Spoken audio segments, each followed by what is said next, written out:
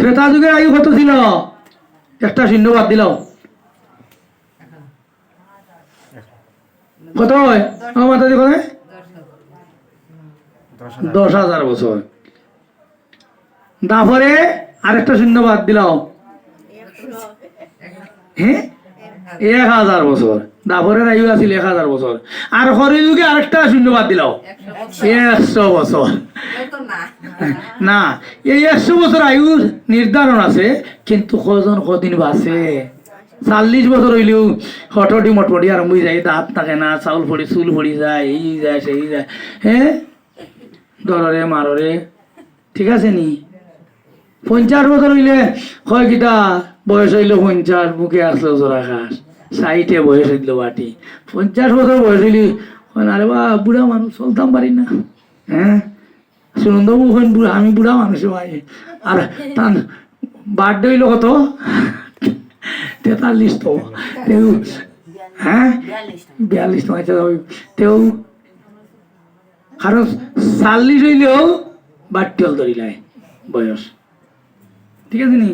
40 হয় না নি মাইছে অবা 40 ধরিছে, চোখে যেমন খালি দিলিমিলি করে 40 ধরিছে।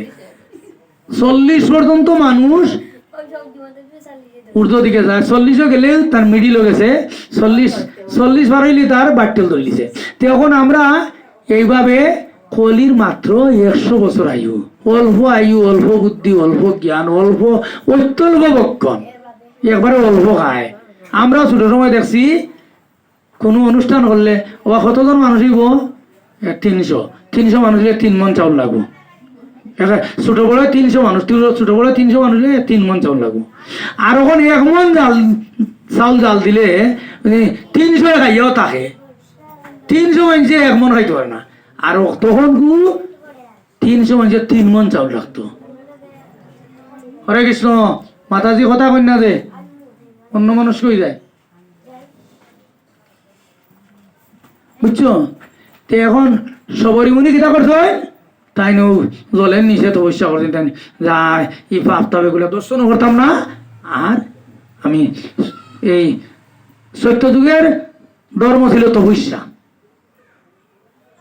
ত্রেতা যুগের ছিল যজ্ঞ, আর তারপরে ছিল পূজর্ষণ, আর কলি যুগে হরিনাম, আর কিচ্ছু না।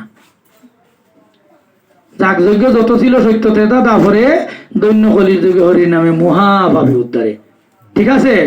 তা আমরা এই সমস্ত যাগযজ্ঞ করার মানে আছেনি, এ বর্ত তর্ত করিয়া এসব করার দরকার আছেনি? কলির বদন বড় সোজা, গঙ্গা জলে গঙ্গা পূজা, কিচ্ছু লাগে না। অনর্থক আমরা ভুল পথে পরিচালিত হইয়া আমরা অধপতিত হইছি। তাই কলির ভগবান মহাপ্রভু শ্রীমন মহাপ্রভু আইয়া আমরা রে সব কুলিয়া দিছেন, দিয়া এইভাবে ঘরে ঘরে গিয়া, প্রত্যেক ঘরে ঘরে গিয়া করই ভিক্ষা, বল কৃষ্ণ ভজ কৃষ্ণ, কর কৃষ্ণ শিক্ষা, বলছেন আর কিচ্ছু লাগতো না। কিন্তু আমরা এই কলির অধপতিত জীব, আমরা সেটারে বলতে রাজি না, আমরা হরিনাম করতে রাজি না, কৃষ্ণ নাম করতে রাজি না। হরিনাম কৃষ্ণ নাম করলে সব আত্মীয় কুটুম্বের সব দুশ্মনই জাগি, অত্যাচার করে। চাক্ষুষ প্রমাণ দেখেন, কেউ যদি কৃষ্ণ নাম করে, কেউ যদি ভক্ত হইতে চায়, প্রথমে তার নিকটাত্মীয় দুশ্মন।